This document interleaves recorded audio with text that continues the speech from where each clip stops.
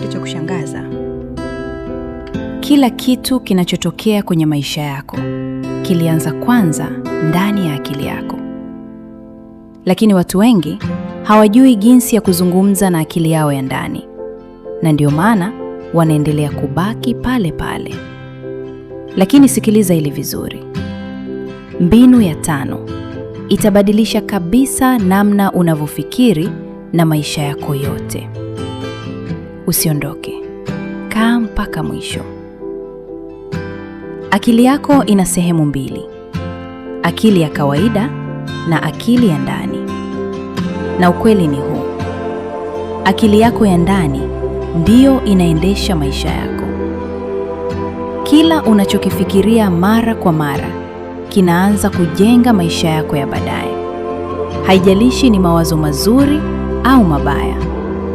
Akili yako ya ndani inakubali yote. Fikiria akili yako kama shamba. Ukipanda mbegu nzuri, utavuna mafanikio. Ukiacha bila kupanda chochote, magugu yatamea. Mawazo hasi ndiyo hayo magugu. Sasa sikiliza siri hii. Maneno peke yake hayabadilishi maisha.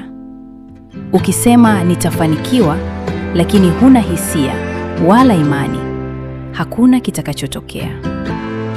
Lazima uchanganye maneno, hisia na imani. Na sasa, hii ndio mbinu muhimu zaidi. Rudia ndoto yako kila siku, kwa sauti, kwa hisia na kwa imani. Jione tayari umefanikiwa.